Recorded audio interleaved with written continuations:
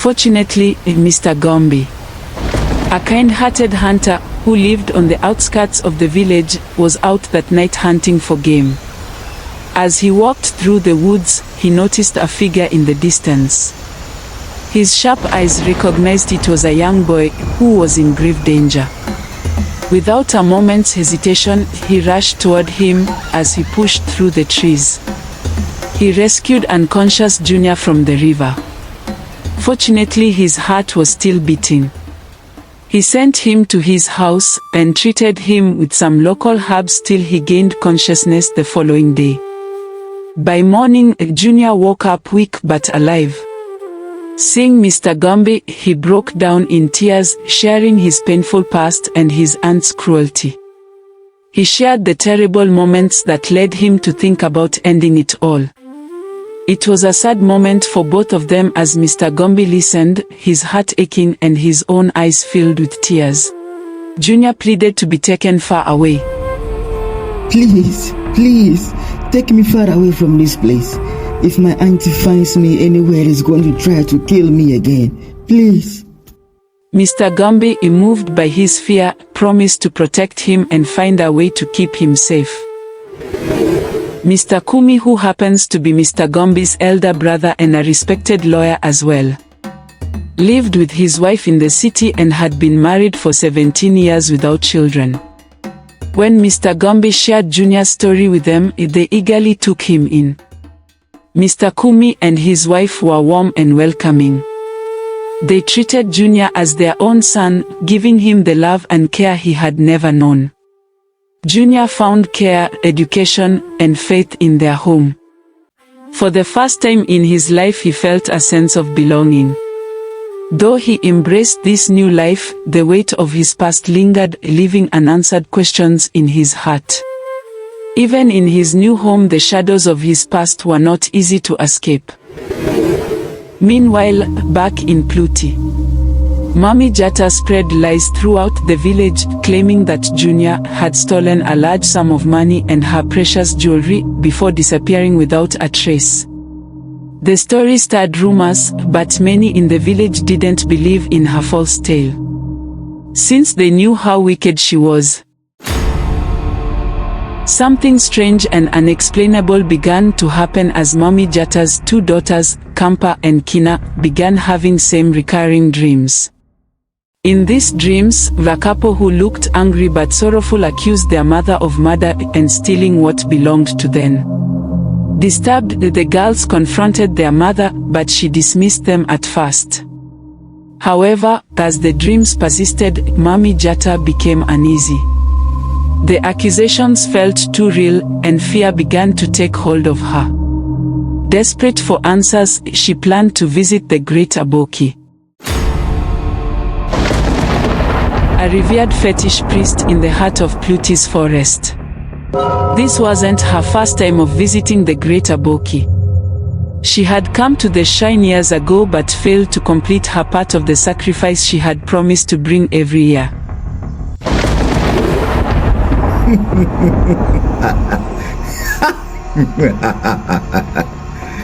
What have you come here for this time?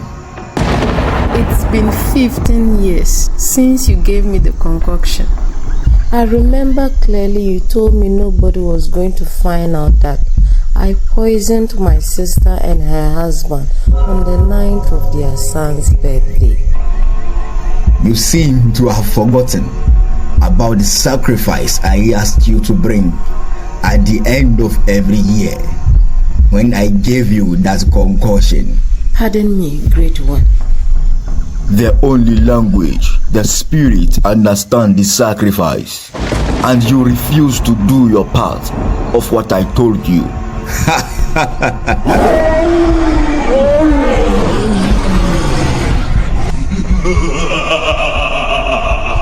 I will show you that I am the great Aboki.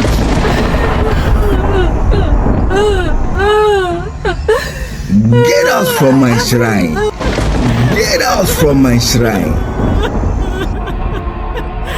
Mami Jata left the shrine more confused and scared than she came. That night, she had a strange and scary dream.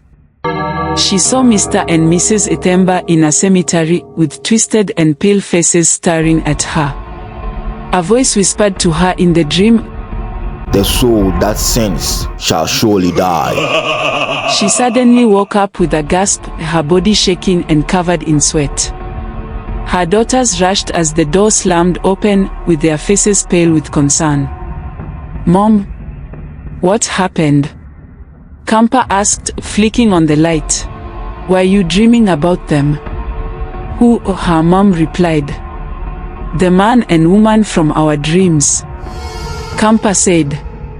She brushed it off and sent them back to bed. But the fear lingered, leaving her shaken. Back at the city, Junior is excelling in school and becoming smarter and stronger every day. As Mr. Kumi noticed that Junior seemed happy in his new home, he decided it was time for a deeper conversation about his aunt. Junior shared that he learned his parents died when he was young, and there were rumors that his aunt took their property. But she was so cruel and wicked that no one dared to question her. "Don't worry, my son. Everything is going to be alright." Mr. Kumi promised to help Junior find the truth and gave him a piece of scripture to read that night. It read, Jeremiah 29 verse 11. "For I know the plans I have for you, declares the Lord. Plans to prosper you and not to harm you, plans to give you hope and a future." With tears in his eyes, Junior fell asleep, uncertain but comforted by the promise of divine support. As time passed, Mommy Jota's daughters grew suspicious of their mother's strange behavior. The strange dreams and her growing unease made them wonder if she was hiding something. They decided to search the house to find any evidence that might explain their suspicions. One morning, when their mother left the house, they saw their chance and sneaked into her room. They began searching everywhere. At first, they found nothing important, but they didn't give up. Then, hidden in one corner under the bed, they found an old box that seemed securely tucked away. Curious and nervous, they opened the box. To their shock, they found the original documents of properties, along with forged papers and photos which revealed the true owners of the lands and properties. Mr. and Mrs. Ithemba, Junior's parents. Shocked, they realized their mother had stolen everything and lied about it.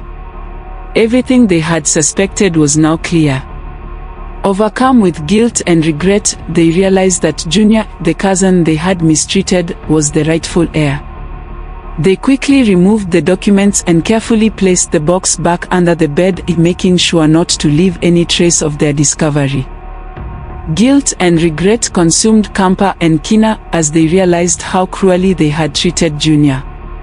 Determined to make things right, they decided to secretly search for Junior within the village and its outskirts. However, their efforts were fruitless as days turned into weeks and weeks into months, but there was no sign of him.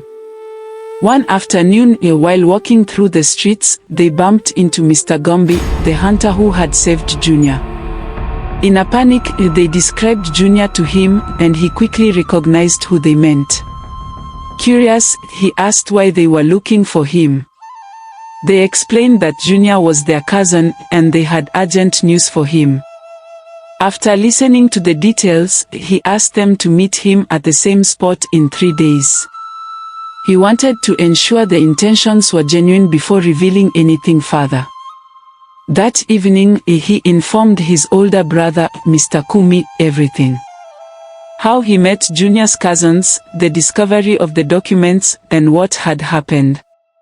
Together, they devised a plan to protect Junior and uncover the truth. Mr. Kumi and Junior, accompanied by Mr. Gombi, decided to meet Kampa and Kina on the 3rd day as planned.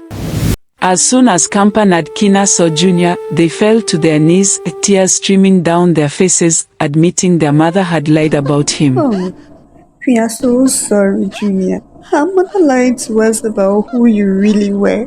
Please forgive us for how we treated you in the past. Junior stood frozen, his emotions swelling shock, sadness, and disbelief all at once.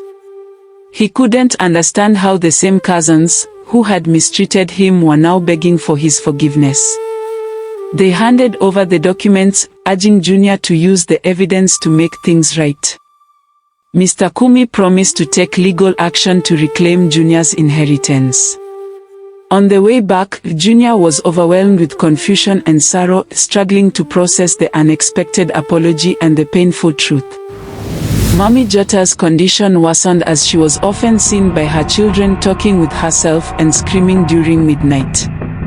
Desperate for answers, she decided to visit the great Aboki again, hoping to find some relief this time round.